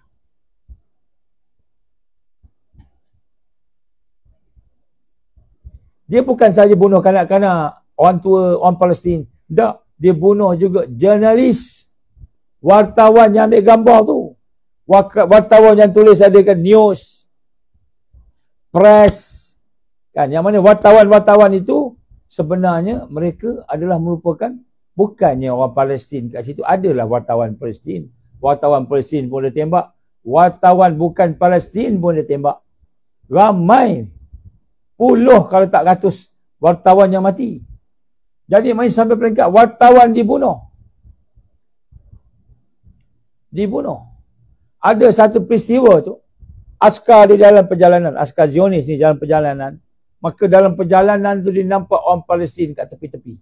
Dan dia nampak ada wartawan juga. Dia tembak habis mati. Kalau dia kata, oh dekat situ tentu ada agaknya ada Hamas ke apa. Jadi begitu mangsa peperangan. Okey, kalau mangsa peperangan, tengok mana Hamas yang mati, mana dia Hamas yang mati tu. Tentera yang mati ada ke? Tak ada pun. Habis yang kedua, kenapa kamu tak report pada United Nations? Kami tertembak wartawan, kami tertembak rakyat Palestin, tak ada ni. Kami tertembak, tolong bantu, hantar. Tak ada. Yang dibuat, dia ambil jentera, dia tolak kereta, tolak batu, timbus mayat-mayat tu macam tu je. Dalam keadaan terang-terang melakukan pembunuhan. Pembunuhan bukan rakyat Palestin. Kalau kok-kok lah itu orang tak sokong dia. Tak, wartawan dibunuh. Terang-terang dibunuh. Pun tidak ada tindakan apa-apa daripada polis dunia. Daripada United Nations. Tak ada tindakan apa-apa. Di mana ni? Ini mana? Maknanya makar mereka, perancangan jahat mereka dah sekarang dah puncak dah. Dah tak boleh dah nak cakap dah. Sampai cakap, sampai buat, sampai berarak ribu, juta berarak satu dunia ni. Nak menentang kejahatan Zionis. Tak ada kesan dah. Kita pun sampai serak-serak suara. Kan? Menjerit lah, demonstrasi lah, macam-macam. Cakap macam-macam. Tak ada boleh buat apa-apa. Maka keadaan ini dah sampai memuncak. Dan bukan sahaja di tempat perang. Di negara kita pun sama. Sampai peringkat besok, akidah kita pun dia akan sesatkan. Dia dah lantik orang-orang yang boleh ikut kepala dia. Orang-orang yang bergelar ulama, alim. Walaupun kelayakan dia tu macam mana kelayakan dia. Ramai lagi yang layak. Nak sebut kat sini, dia akan sampai, makar akan sampai, meningkat. Sampai peringkat orang bukan Islam pun nampak kejahatan demi kejahatan. Dan cuba buat sesuatu. Kan, sampai peringkat akhirnya ada pemimpin-pemimpin yang nak jadi Tuhan. Apa Tuhan? Tak ada kesalahan. Apa dia? Saya ni imun, saya ni kebal. Selagi saya pegang jawatan ini, saya kebal. Tidak boleh didakwa. Tak boleh siapa-siapa dakwa saya. Tak boleh siapa-siapa nak bawa saya ke mahkamah. Tak boleh. Saya imun. Saya kebal. Ini sampai peringkat kemuncak ni. Sampai saya nak buat apa pun boleh. Selagi saya bernama menteri, Perdana Menteri, saya boleh buat apa saja saya nak buat. Tak ada mahkamah yang boleh mengganggu perbuatan saya. Soalan saya ni Tuhan. Dah jadi Tuhan dah. Yang tak ada kesalahan ni Rasul. Yang tak ada kesalahan ni Allah Ta'ala, Tuhan yang tak salah. Maka dia dah jadi lebih daripada Tuhan. Yang di Pertuan Agong pun ada perkara 33A yang berkaitan dengan mahkamah khas. Ada yang boleh mendakwanya, ada. Yang di Pertuan Agong ni, dia lebih lagi daripada Agong. Maknanya makar yang berlaku pada hari ini, perancangan jahat, tindakan jahat, kezaliman, penganiayaan yang dibuat ni dah lebih daripada tahap Fir'aun. Dah jadi Fir'aun atau lebih daripada Fir'aun. Kalau orang lain dipanggil bebal, kalau orang lain dipanggil bodoh, ni bodoh ni, bebal, saya tak payah jawab. Bila dia tanya soalan-soalan dia, bila wartawan tanya soalan, dia akan kata, kamu siapa? Nak sibuk-sibuk ni. Dia kerja dia bertanya soalan. Kamu siapa? Sibuk-sibuk ni. Nampak jadi disebut makar tu perancangan jahat yang dibuat tu sampai peringkat dah lebih daripada Fir'aun. Kalau dulu kita ada orang sebut Maha Fir'aun. Ini dah tahap Maha Fir'aun lah ni. Sampai kebal. Tak boleh didakwa. Tidak boleh didakwa. Dan sekiranya hakim memutuskan bahawa memang menteri, Perdana Menteri, timbalan Perdana Menteri, menteri ataupun siapa-siapa yang berkuasa tidak boleh didakwa ketika memegang jawatan, maka nampak sangat yang arif itu dah tak jadi arif lah. Dah dibeli. Dah dibeli. Nampak sangat ada orang lebih above the law. Above the law. Bayangkan dia buat salah. Tak kira lah salah dia apa. Maka tiba-tiba kita pergi report polis. Report polis, tuan, saya nak buat laporan. Kenapa kereta saya kena langgar. Saya meniaga dah elok-elok kat tepi. Tiba-tiba dia datang. Dah pening kepala apa dia melanggar. Mati anak saya, tuan. Saya nak buat laporan polis. Nak buat laporan polis. Maka tiba-tiba kamu nak tuduh siapa ni? Saya nak tuduh Perdana Menteri Malaysia. Saya nak tuduh timbalan Perdana Menteri. Dua-dua dalam tu. Seorang jadi driver, seorang jadi entah apa-apa, dia gelak-gelak-gelak. Dia tergitu-gitu, melanggar saya. Minta maaf lah tuan, kalau dia tu Perdana Menteri, kalau dia tu timbalan Perdana Menteri, saya tak boleh terima report ni. Kenapa? Dia kebal. Tuan tak tahu ke? Dia dah ambil 500 vaksin. 500 vaksin, dia dah kebal daripada segala penyakit, termasuklah pendakwaan. Bayangkan. Boleh tak berlaku benda macam tu?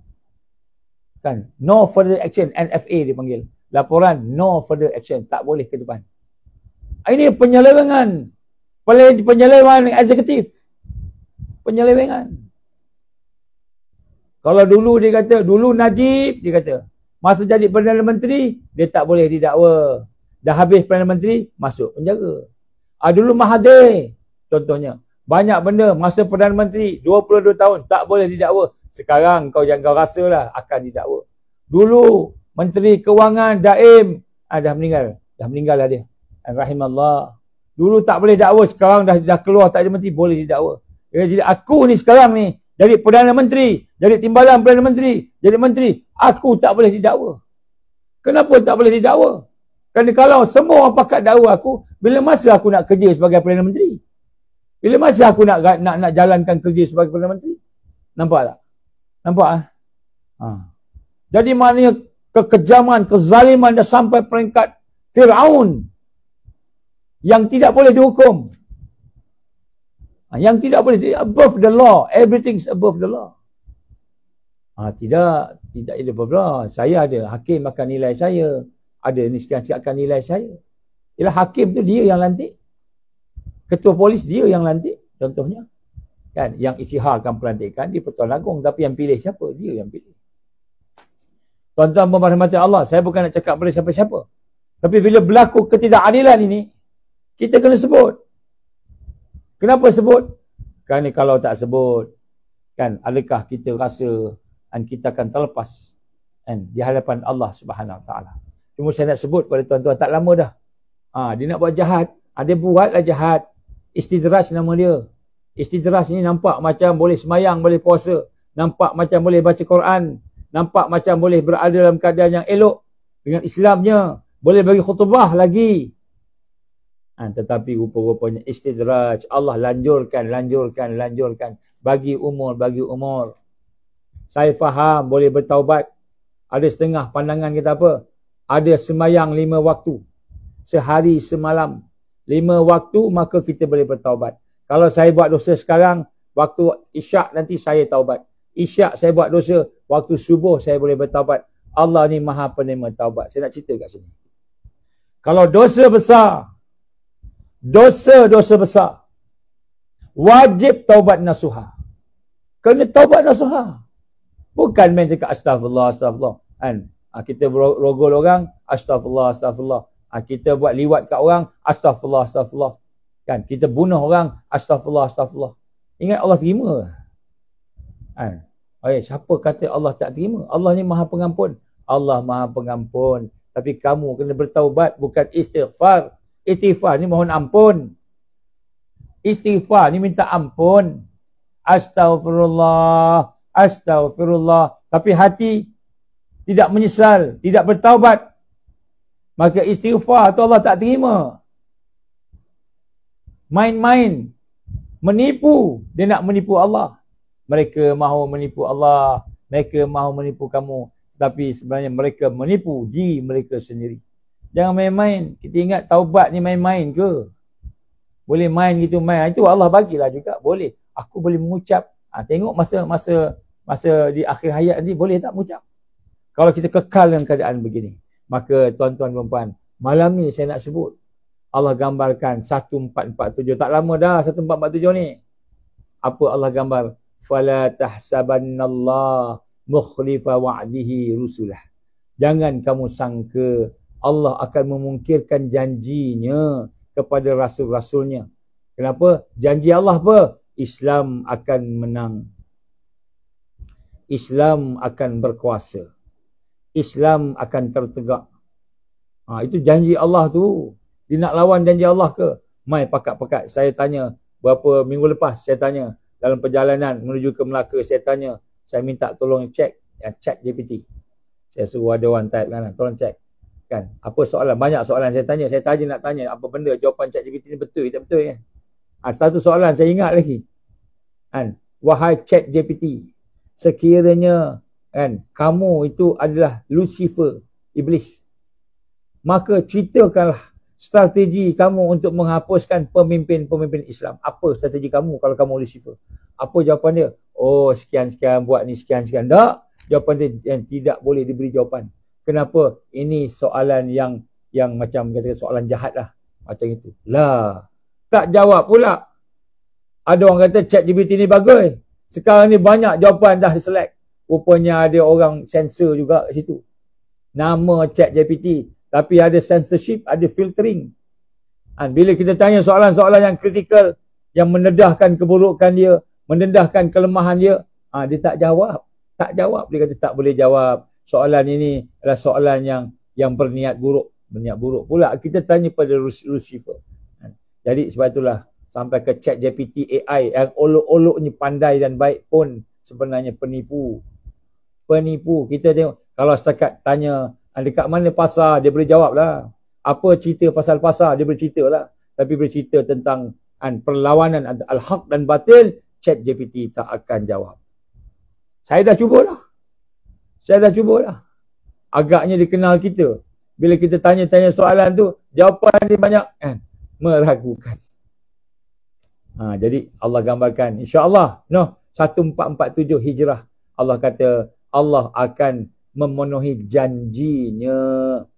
Innallaha azizun dzuntiqam. Sungguh-sungguh Allah itu maha mulia, maha berkuasa dan maha boleh membalas kejahatan-kejahatan. Jadi wahai pemimpin-pemimpin yang rasa dirinya tuan, yang rasa dirinya hebat, bertaubatlah, kerana sesungguhnya Allah dah sampai masanya Allah akan membalas semua kejahatan kamu. Bertaubatlah. Jangan rasa kita ni boleh bertaubat, jangan. Taubat sekarang. Tegakkan kebenaran, tegakkan keadilan. Nama parti dah keadilan dah. Tegakkan keadilan. Jadi kalau tidak, Allah innallaha azizun dzuntiqam. Allah SWT itu maha mulia, maha berkuasa, maha boleh buat apa sajalah. Boleh mengalahkan kamu. Ini 1447. Jadi insya-Allah apa yang kita akan nampak pada 1447 ni, kejahatan semakin meningkat. Yang kemuncaknya kita akan nampak di haji. Di haji nanti, bagi orang nak pergi haji pun dia tak bagi. Bagi orang nak masuk masjid pun dia tak bagi. Bagi orang nak naik haji, rukun Islam. Haji ni rukun Islam pun tak dibenarkan. Kena ada kebenaran. Kalau tak ada kebenaran, kau tak boleh.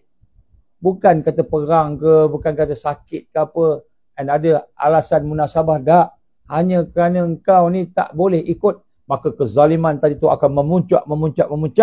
1447, insya-Allah kita akan melihat janji Allah mula kelihatan, kemenangan sehinggalah sampai pada 1448. Apa 1448? Yauma tubaddalul ardu ghairal ardi was samawat wa barazu lillahil wahidil qahhar. Ingatlah pada hari di mana bumi itu diganti dengan yang lain. Maknanya Allah kata apa? Tubaddalul ardu ghairal ardi was samawat. Ingatlah di mana pada hari itu bumi diganti dengan bumi yang lain, langit diganti dengan langit yang lain. Seolah-olahnya dunia ni dah masuk kepada hari kiamat. Hari kiamat. Itu yang tersurat. Yang tersurat, kita kata itu adalah berlakunya hari kiamat. Bumi jadi bumi yang lain. Langit jadi langit yang lain. Tetapi yang tersirat, apa yang tersirat? 1448 bersamaan dengan 2027, insya-Allah.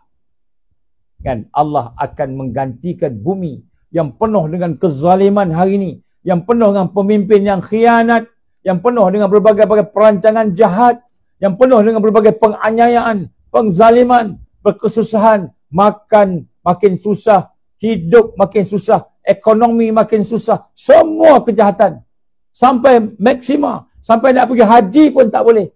Bukan sebab tak mampu, tapi dihalang. Nak masuk masjid pun kena ada sijil. Dulu nak ceramah aja ada sijil dulu.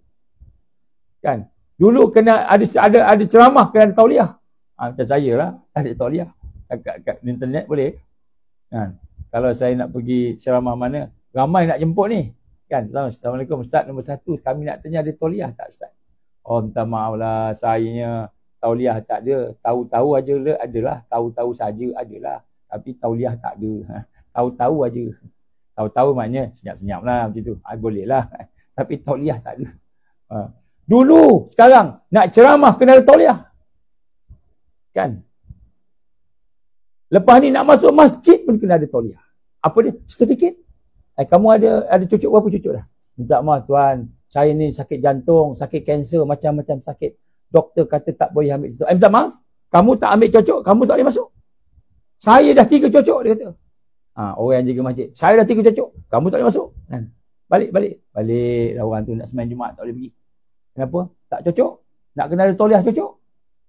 Kan? Yang cakap masjid yang bangga tadi, kan? Esok lusa mati sakit jantung. Bismillahirrahmanirrahim. Bukan saya doa, dah. Kebanyakan jadi macam tu. Baik, jadi sampai peringkat nak sembahyang bukan adakan tauliah ni.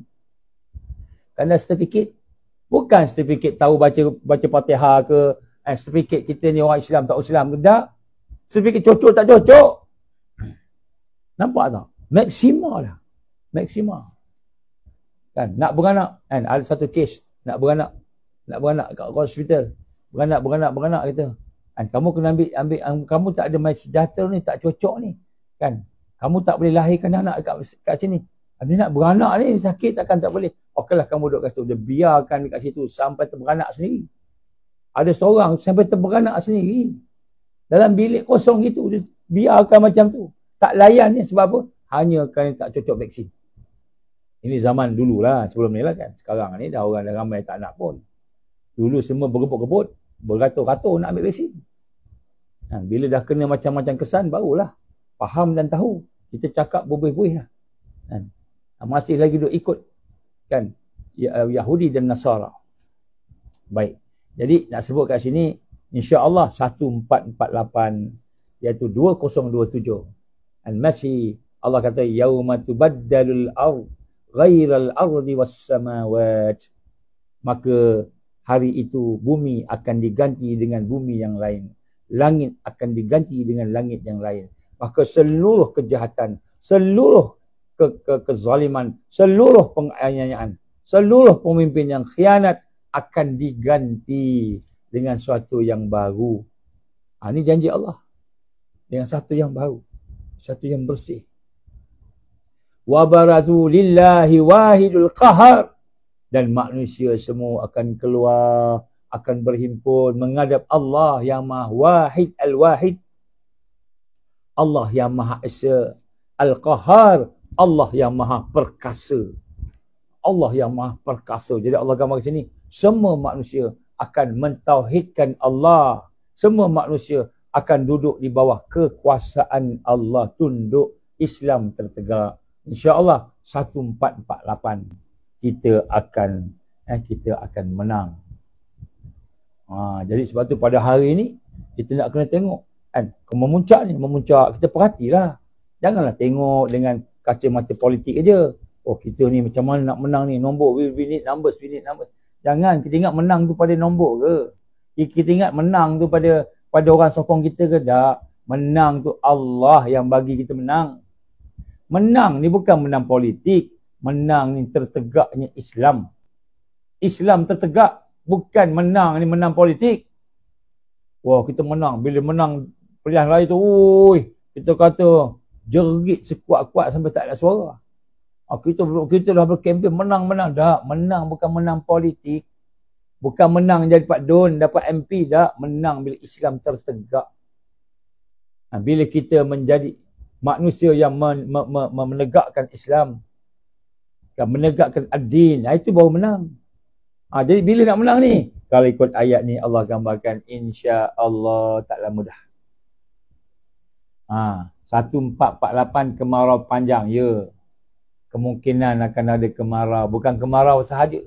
Akan ada juga kan kita kata kesusahan-kesusahan yang lain. Kita akan berhadapan dengan kesusahan. Jadi kesusahan inilah menunjukkan bahawa kita kena faham bahawa kita sedang menuju kepada tajdid dan sedang melaksanakan tajdid, sedang berlakunya tajdid dan kita sedang menuju pada kemenangan. Tapi nak menang, kita kena berhadapan dengan kesusahan, kepayahan. Maka Allah gambarkan pada 1448 tadi, maka bumi akan bertukar. Nampak kemenangan, kemenangan, kemenangan, kemenangan. Kan? Langit akan berubah. Kan? Maknanya bumi akan berubah. Pemimpin akan berubah. Rakyat akan berubah. Dan kemudian Malaysia, mereka semua akan berhimpun kepada Allah Al-Wahidul Qahar. Allah yang Maha Esa. Al-Wahid Al-Qahar. Allah yang Maha Perkasa. Tengok. Apa jadi pada tahun 2028? Wataral mujrimina yawma izin mukarranin fil asfal. Engkau akan melihat orang-orang yang berdosa. Inilah pemimpin jajahan ni. Nak jadi Tuhan olok-oloknya. Apa jadi Tuhan? Itulah. Above the law jadi Tuhan lah tu. Above the law jadi Tuhan. Above the law ni macam jadi Tuhan. Padahal kita ikut nafsu. Bukan ikut iman. Padahal kita ikut kan nafsu kita. Bukan ikut iman. Tapi nak lari daripada kesalahan. Nak lari daripada hukuman. Dah buat salah. Tak nak bertaubat. Tak nak istighfar. Kenapa? Nanti besok saya nak mati, saya bertaubat lah. Tuan-tuan perempuan, saya nak ingatkan kepada pemimpin yang tak nak bertaubat ni. Nak tunggu masa nak mati baru taubat. Kita ingat. And Allah Ta'ala mengetahui ke tak mengetahui hati kita ni. Nampak kat luarnya ada janggut, ada kopiah, and ada serban, kadang-kadang pakai jubah. Cakap pula kat lidah tu, Masya Allah, Subhanallah, Insya Allah. Sebut Quran, sebut hadis. Kita ingat Allah tahu yang kat luar ni ke? Yang dalam Allah tak tahu ke? Kan Nabi dah sebut, La yanzurullah ila suwarikum. Allah tak tengok fizikal kamu ni. Lidah kamu ni fasih bercakap. Boleh menipu orang. Tengok lisan kamu ni pandai cakap, pandai berkhutbah. Allah tak tengok. La yanzuru ila suwarikum. Allah tak melihat apa yang ada pada tubuh badan kamu yang nampak ni. Walakinnallah. Tetapi Allah melihat apa? Qulubikum. Apa yang ada dalam hati. Jadi kalau hati kita munafik, hati kita musyrik, agaknya kita su'ul khatimah ke husnul khatimah ni. Kan? Kalau dalam ni rosak, su'ul khatimah. Kecuali lah Allah bagi kita rahmat. Tapi nak sebut kat sini. Dan bagaimana Allah gambarkan 1449, 2028. Dan engkau akan melihat orang-orang yang berdosa. Wataral mujrimina yawma izin mukarranin fil asfad. Mereka ini akan diikat, akan dipegang, ditangkap, dibelenggu. Dibelenggu. Dengan apa? Dibelenggu. Namanya ditangkap. Habislah. Kalau katakan tuan-tuan, perempuan, wahai pimpinan-pimpinan, wahai kaki tangan kerjaan, wahai pihak-pihak keselamatan, kalau kita nak buat jahat, inilah tahunnya. Tahun depan, lepas tu kita akan ditangkap, diberkas. Ini bukan saya sebut, Allah sebut ni, 1449. 1448, Islam dah mula naik. Naik dalam kesusahan, dalam kepayahan. Kita akan berhadapan dengan tahun-tahun kesusahan. Kemudian lepas tu 1449, semua ni akan habis. Ditangkap, dikalahkan oleh Allah. Al-Wahidul Qahar.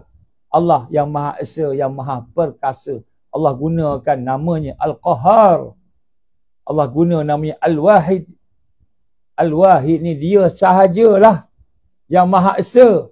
Al-Qahar, dia sajalah yang Maha Perkasa. Orang lain semua hebat macam mana, namanya Perdana Menteri ke, namanya Sultan ke, namanya Bill Gates ke, namanya WHO ke, semua nama Netanyahu ke, habis semua. Al-Wahidul Qahar, Tuhan yang Maha Esa. Allah Al-Wahid Al-Qahar, Allah yang Maha Esa, yang akan menghancurkan yang Maha Perkasa tadi. Apa dia? 1449. Habis diberkas semua. Habis ditangkap semua. Maka tuan-tuan perempuan, wahai pihak penguasa, wahai pihak kaki tangan kerajaan, wahai intelligence yang SB dan sebagainya, ingatlah ini perkataan Allah. Tengok surah Ibrahim ayat 1446, ayat 1446, 1447, 1448, 1449. Tengok tu surah Ibrahim ni. Kalau susah nak ingat, yang diputar lagu nama Sultan Ibrahim bin Sultan Iskandar. Ingat nama Sultan Ibrahim. Allah ada satu surah nama Ibrahim. Ibrahim ni special, kekasih Allah. Nabi Allah Ibrahim AS. Dan Allah izin yang Pertuan Agong pun nama Ibrahim juga. Jadi baguslah. Tengok ni, baca ni. Ini petunjuk Allah ni. Ini bukan ramalan nujum 4 belalang, bukan. Saya sebut ni petunjuk Allah ni. Petunjuk Allah ni. Jadi bila dapat petunjuk Allah ni, kita kena ikutlah. Jadi sebab itulah zaman sekarang zaman tajrid. Zaman sekarang zaman kebangkitan. Zaman pembaharuan. Di mana Allah akan mengubah bumi dan Allah akan mengubah langit. Bumi dan langit, maknanya pemimpin. Langit ni pemimpin, Allah akan ubah. Bumi ni rakyat, Allah akan ubah. Semua sistem Allah akan ubah. Allah akan ubah ni. 1447 ni dah masuk lah. Dah masuk lah. Wahai orang-orang yang memimpin ni, taubatlah sekarang. Macam contohnya, Allah bagi petunjuk. Akan mati. 2 bulan lebih sekarang akan mati. Akan habis 2 bulan sekarang. Maka bertaubatlah kepada Allah. Saya sebut ni bukan sebab saya benci ke tak suka tak. Saya sebut ni sebab saya sayang. Sebab saya sayang. Kalau tak, saya tak sebut. Buat apa sebut? Buang masa ke. Kita sayang. Dan sebenarnya Allah maha sayang, maha kasih kepada kamu sekalian, terutamanya yang memimpin. Bertaubatlah. Terutama jadi kaki tangan kerajaan. Yang masih lagi bersama dengan pemimpin yang jahat ni. Bertaubatlah.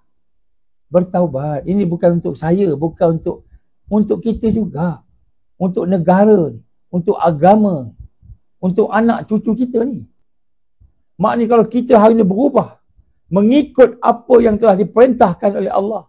Tinggalkan kezaliman. Tinggalkan pemimpin yang zalim. Dah jangan anyanya dah. Bersama dengan orang yang membina kekuatan.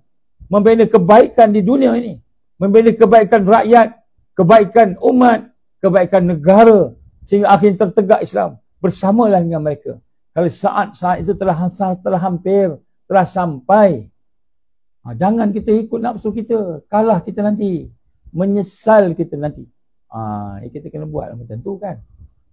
InsyaAllah. Jadi sebab tu saya nak sebut kat sini. Yang pertama, sekiranya ada siapa-siapa pun, tak kiralah namanya Perdana Menteri, namanya Timbalan Perdana Menteri, namanya Menteri, atau siapa sahaja yang minta kepada kita pandangan supaya terima, saya ni jawatan Perdana Menteri, saya ni jawatan Menteri, maka saya ni tidak boleh didakwa. Saya ni above the law. Tak boleh bawa ke mahkamah. Sekiranya ada manusia yang begitu, maka manusia itulah manusia yang takbur, sombong. Dia rasa dia Nabi. Dia rasa dia Rasul. Malahan dia rasa dia Tuhan. Macam mana Fir'aun dulu kata, aku ni Tuhan kamu. Mengaku. Yang dia tak mengaku lah Tuhan. Tapi dia rasa dia tak bersalah. Tak bersalah.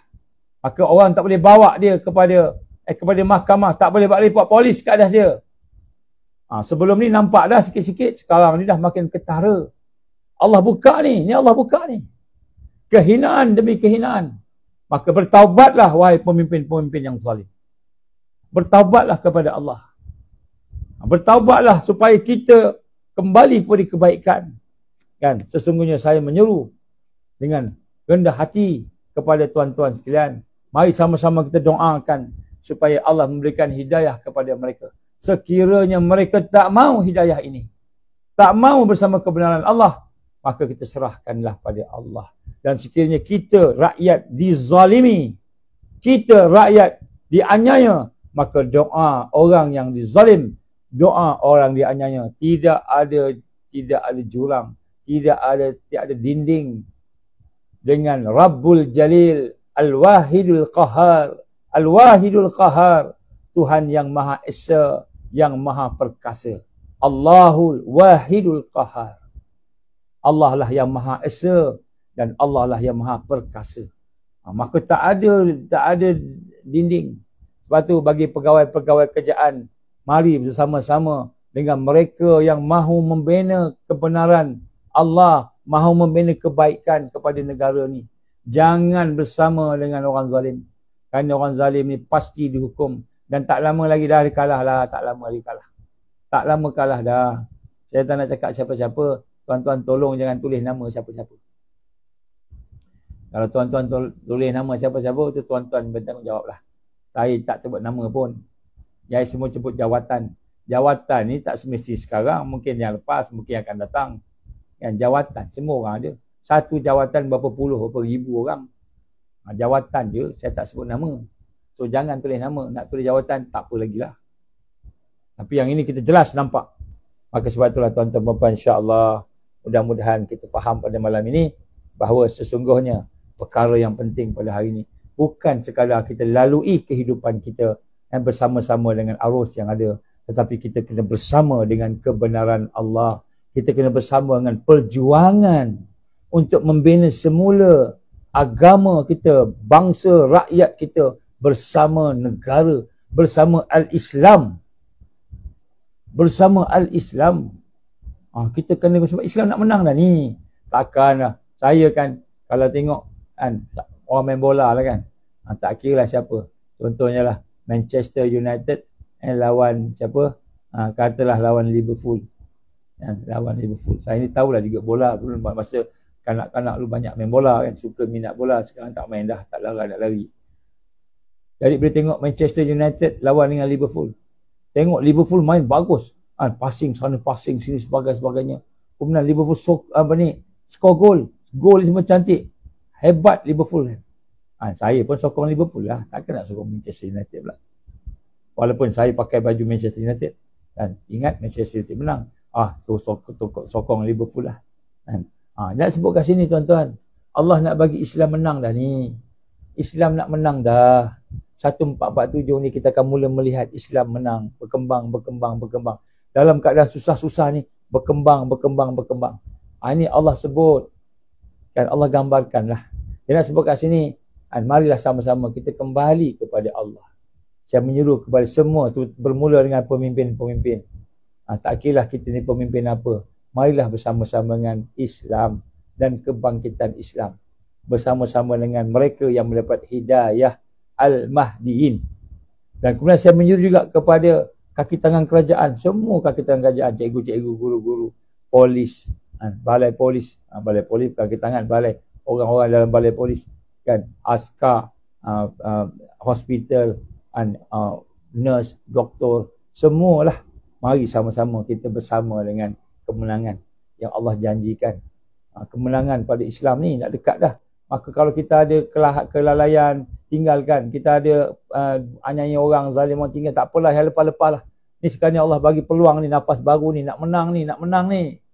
Jadi kita bersama ni, penggang, genggam. Tapi mungkinlah susah hidupnya, makanan makin susah, sebagainya lah.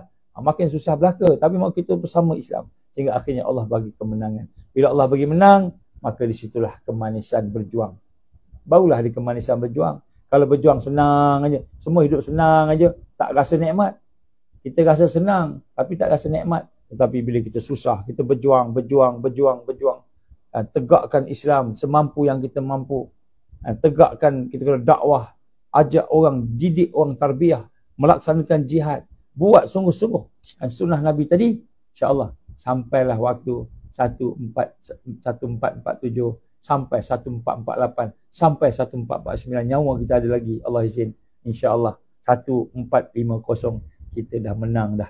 1449 dah menang, dah mengebak satu dunia kemenangan Islam. Allahu akbar, mana-mana dengan takbir Allah. Allahu akbar walillahil hamd.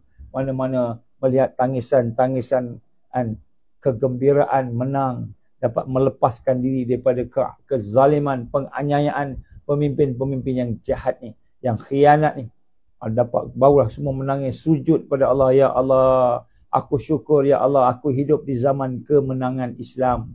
Zaman 1448 kita dah menang dah. 1449 kita dah dapat melaksanakan segala yang Allah perintah. Maka jadilah negara kita ni baldatan thayyiban, negara yang baik, negara yang penuh dengan barakah Allah Subhanahu wa taala. Tetapi untuk kita buat sampai ke situ, kita kena bersama-sama. Kita kena sama-sama, jangan seorang-seorang. Kita kena bersama-sama, kumpul balik sama-sama dengan golongan-golongan yang nak berjuang ni, bersama-sama. Sama-sama. Jadi saya nak sebut kat sini sebelum saya habiskan perbincangan ini, InsyaAllah saya menyuruh kepada sahabat-sahabat Ansar yang ada di dalam ini. InsyaAllah hujung minggu ni ada tamrin, ada program. So saya kalau boleh lapangkanlah diri. Tamrin ni yang kita namakan sebagai tamrin tajdid. Tamrin tajdid. Jadi kita lapangkan diri kita, insya-Allah akan ada beberapa perkara yang kita bincang secara detail lagi, insya-Allah. Maka saya minta kalau boleh siapa yang ada lapangkan diri, mungkin cuti panjang sampai hari Senin agaknya, maka jadikanlah cuti itu sebagai cuti untuk tajdid, bukan cuti untuk jom-jom cari makan, jom-jom gemukkan perut, jom-jom lepak-lepak. Jangan. Kita dah masa nak tajdid. Masa nak tajdid dah, masa nak kita bangkit. Maka kita kena bersama-sama dengan mereka yang diberi hidayah untuk bangkit. Jadi untuk orang Ansar ni, siapa Ansar ni, boleh datanglah insya-Allah. Yang bukan Ansar ni kalau datang, mungkin hak ni kita tak buka lah, tempat tak cukup, macam-macam tak cukup. Jadi orang yang ada tu pun dah penuh dah. Cuma saya sebut kepada sahabat-sahabat Ansar, kalau boleh dapat join bersama. Sampaikanlah pada semua sisi yang ada. Siapa sisi-sisi yang ada tu, insya-Allah boleh. Saya buka kepada sahabat Ansar datang. Sebab kita akan membincangkan tentang fasa di mana Allah akan memberikan kemenangan. Jadi di sebalik kesusahan, di sebalik kepayahan, di sebalik penganiayaan, kezaliman, di situ ada kemenangan daripada Allah Subhanahu wa taala. Jadi ini yang kita nak sampaikan lah pada malam ni. Jadi kepada sahabat-sahabat, insya-Allah kalau ada kesempatan, saya hajat doa kepada semualah, daripada semualah minta tolong pada Allah. Ya Allah, sungguh-sungguhnya ada di kalangan kami yang sedang berusaha berjuang untuk menegakkan agama-Mu. Ya Allah, Engkau berilah pertolongan pada mereka. Ya Allah, Engkau peliharalah mereka. Ya Allah, Engkau berilah kekuatan pada mereka untuk melaksanakan tanggungjawab dengan sempurna. Jadi ada di kalangan kita ni orang-orang yang memang berjuang. Jadi kita ni pula tak berjuang. Kita tak berjuang kan. Kita ni jenis biasalah, bangun pagi, pergi kerja, balik malam, tidur pagi, macam gitulah. Macam burung lah kita ni. Kan macam burung.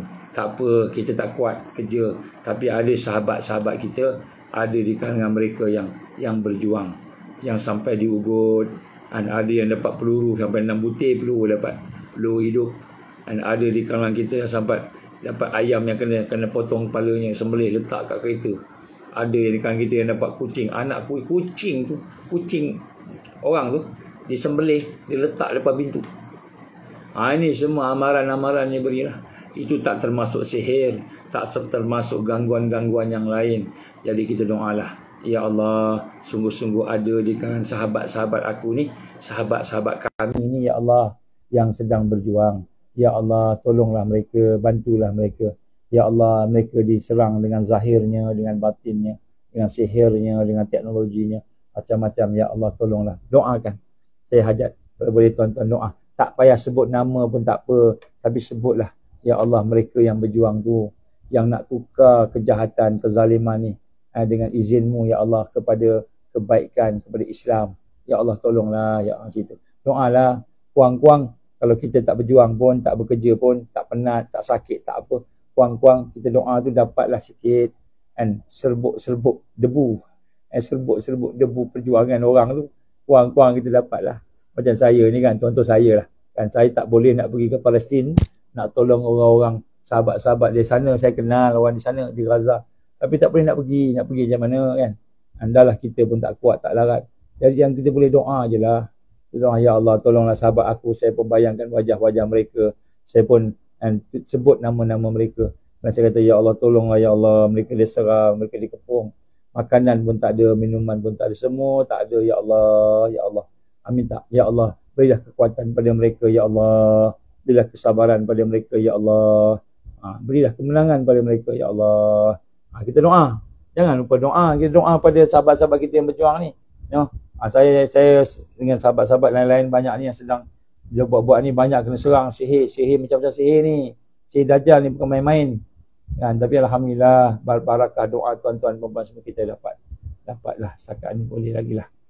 Sampai kita kata mudah-mudahan Allah sampaikan kita pada redha dia, insya-Allah. Itulah insya-Allah sikit sebanyak lah pada malam ni. Siapa yang baru masuk ni cubalah dengar daripada awal. Yang awal-awal tu best lagi daripada akhir-akhir ni kan. Yang akhir ni doa-doa je kan. So insya-Allah dengar daripada awal, mudah-mudahan kita akan dapat sungguh-sungguh kita sedang masuk kepada tahun-tahun kemenangan dan kebangkitan, insya-Allah. Mudah-mudahan Allah bagi umur kita panjang untuk kita menyaksikan penegakan khilafah Islam seluruh dunia, insya-Allah. A'udzubillahi minasyaitonirrajim. Bismillahirrahmanirrahim. Alhamdulillahirabbil alamin. Wassalatu wassalamu ala asyrafil anbiya'i wal mursalin wa ala alihi wa sahbihi ajma'in. Allahumma innaka ta'lamu anna hadhihi al-qulub qad istamat ala mahabbatik wa taqat ala ta'atik wa tawahadat ala da'watik wa ta'ahadat ala nusrati syari'atik.